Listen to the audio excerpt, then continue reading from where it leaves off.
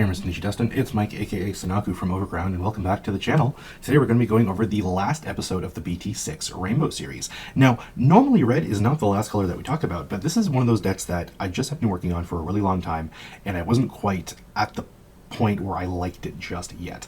Originally this was just going to be a regular Agumon deck, but I wanted to kind of break the mold and try something different. I didn't want to go the traditional route that you would expect for red, like that or Jessamon. I wanted to try to build something a bit unique and a bit wholly special to me. And because I just got my hands on the new Gallantmon starter deck, I wanted to build a bit more of a anti-meta red deck for what it's worth. And I wanted to kind of go back to my roots and kind of find a way to include Gallantmon into this deck as well. So let's go ahead and get into it. The reason this is anti-meta is because it's very much stopping your opponent's security from doing anything. So you basically want to shred through your opponent's defenses without having them have an opportunity to kind of trigger and set you back for any capacity. So we're going to do this a little bit differently, and we're going to start with the top end first. So we're going to look at the 3 BT1 War Greymon. Now, a lot of Jessamon decks and stuff, and a lot of decks are trying to find a way to squeeze in a delicate plan. And while originally I had delicate plan kind of in my original Agumon list as well, I thought to myself, why don't I play a card that kind of has a delicate plan baked into its own effect? And that's what the BT1 War Greymon is. And his effect is that on Digivolution, he gains security attack +1 already. And then when he declares an attack, security options don't activate, which is really, really powerful. That means, like, no Gaia Force, no Wyvern's Breath, no Ultimate Flare, no anything that would potentially punish him or punish the rest of my board. Completely irrelevant, completely negated. And if we look a little bit further down, we also have the old BT2 Gallantmon. And BT2 Gallantmon is for every 10 cards in my opponent's trash, I can trash the top card of their security. So these two kind of combined allow me to kind of attack very safely without having to worry about anything triggering that would set me back even further. And because I'm playing a lot of DP buff inheritables, I'm going to be in a situation where my Digimon will likely survive the actual security battles and then not have to worry about any options after the fact. And then we're going to complement that with 2 Blitz Greymon. This is on Digivolve. We get to de-Digivolve one of our opponent's Digimon by 2. This just helps them set them back on top of the extra removal that we already have, because we have a lot of removal that deals with smaller Digimon. So by de-Digivolving our opponent's big stack into something tiny, we can then follow that up with a removal spell or a removal Digimon of sorts to just kind of get rid of that stack as well. So it acts A as a tempo tool, but B as a means to help us kind of get into a situation where we can take out our opponent's Digimon for a little bit less memory. So now that we kind of explained how the top end kind of comes into being, we'll then go into Agumon Bond of Bravery. So although this was originally supposed to be an Agumon deck, we did find a way to fit the Bond of Bravery in the deck as well. And that's just because it's a good level 7. Normally this should have been a spot reserved for something like Omnimon, for example. But in this case, this actually fits the bill quite nicely.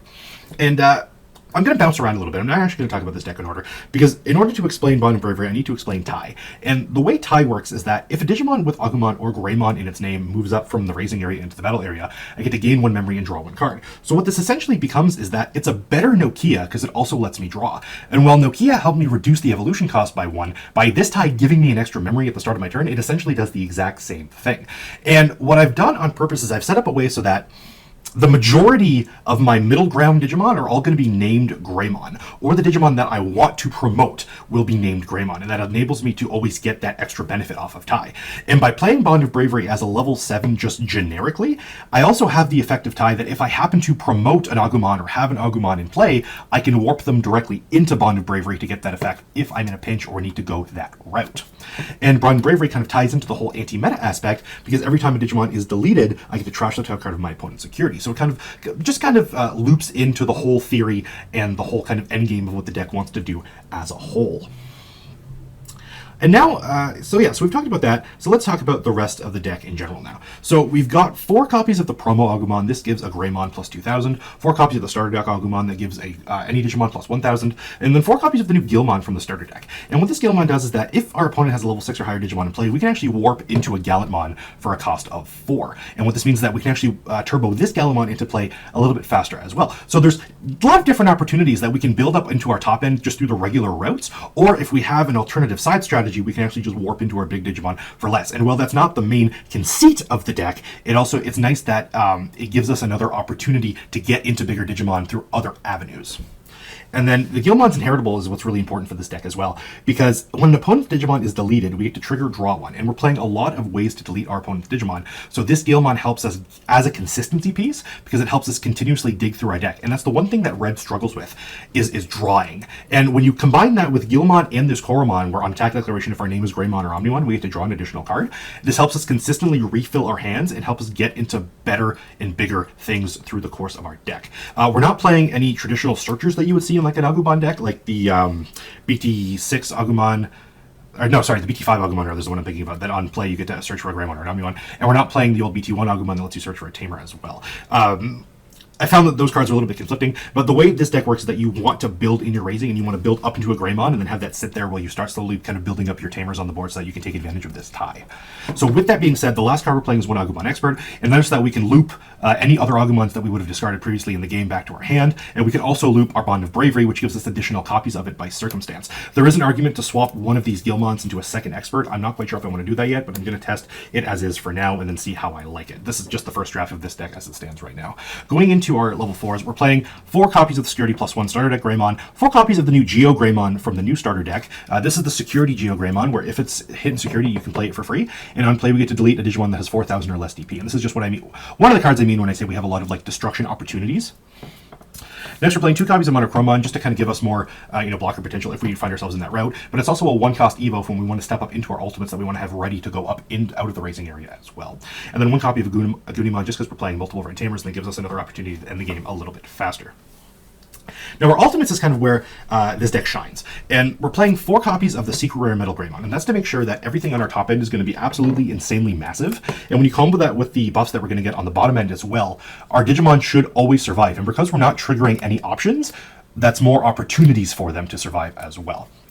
And because of Metal Greymon the way it is, you generally never want to attack with Metal Greymon itself, but you do want to evolve into it in the raising area. So on the following turn, you can bring up the Metal Greymon, benefit from all your tie effects, and then evolve your Metal Greymon into whatever you need for that specific situation, essentially for free, because you're going to get the extra memory from tie if you have this tie as well in play that'll set you to 3 regardless.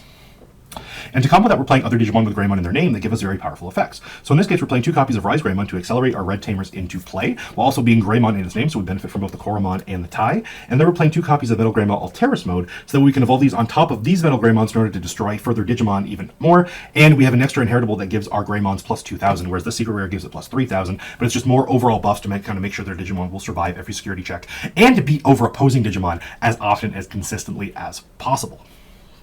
Now, we've already kind of discussed our top end here a little bit as well, so we're going to finalize out the deck by talking about the Tamers and the options. We've got 3 copies of this Tai Camille. This is the one from BT6 that we talked about that is essentially made for the Agumon strategy, but because of the way it's worded, it does work in just generic Greymon strategies as well. And then we're going to play 2 copies of BT1 Tai and not Marcus. And the reason we're doing this is because if we manage to build up a full stack with that option immunity, this War Greymon on Digivolve will have Security Attack +1. This Tai will give it an additional Security Attack +1, and if we have multiple ties in play, the checks just keep coming. And that's going to be multiple ways to shred through our opponent's security without any fear. And if you combo that with something like Gallantmon as well, if we don't warp the Gallantmon and end up digivolving all the way up into a Gallantmon, we can attack, trash 1 or 2 securities, and then have additional Security Attack +1 after the fact. So it almost gives Gallantmon like security plus whatever by default as well. Another cool thing with Gallantmon is that the on digivolve, if we have a Red Tamer in play, we can destroy something with 6,000 or less. We're playing 5 Red Tamers, the opportunity for that to come into effect is very, very high, and that's another way to just keep destroying things. Then we're playing 2 copies of Gaia Force. This is here primarily to deal with something like Sukuyamon, for example, that's just kind of stopping us from reaching our full potential. Sure, we also have Blitz Greymon to help de-digivolve it, but Gaia Force will just get rid of it completely. Gaia Force also helps us deal with any Digimon that's causing us any grief that we just can't get rid, that we don't have the immediate answers to through our other combo pieces. It's just a panic button, a stop button. We can just throw it out there and it immediately deals with the problem. It's also very strong in security as well, and helps set our opponent back a little bit more. And then we're going to finally round out our options with 2 copies of the Red Memory Boost. Again, as with every other memory boost we've seen up to this point, it's just a consistency piece that helps us dig a little bit deeper into our deck, while also giving us the potential to use that powerful delay ability to gain an additional memory to help extend our turn further.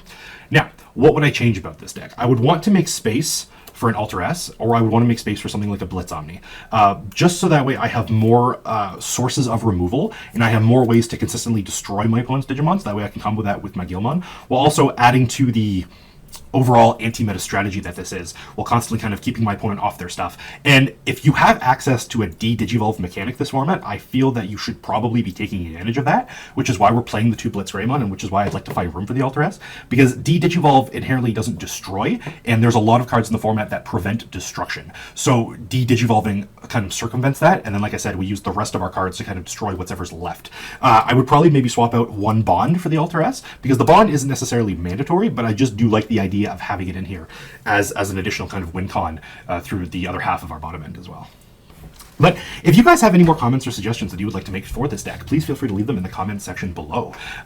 This is just kind of my first draft at a different kind of unique approach to red this format. It might not be something that I necessarily want to play with often, but it is something that I'm invested in testing heavily, because I do kind of want to put Gallantmon in general kind of back on the map. It is one of my favorite Digimon of all time, and anytime I have an opportunity to throw him in a deck at all, I really want to take that chance. And because the new Gallantmon starter decks have given me that opportunity, I feel like it was kind of disingenuous to not give it a shot. And that's why you see what you do today. So I hope you enjoyed this video. I hope you enjoyed this entire Rainbow series of BT6. We had quite an eclectic mix of decks this time around, not really cookie cutter, not really sticking to the grain, and I'm really happy with how everything turned out, and I'm really excited to start testing these decks more often. If you liked the video, please feel free to give it a like. If you like what we do here at Overground, please consider giving us a subscription. And yeah, if you want to see more videos, please let me know, and I'll be coming at you guys with more videos very, very soon. I have been Mike, aka Sanaku, once again. Thanks so much for watching, and I'll see you in the next one.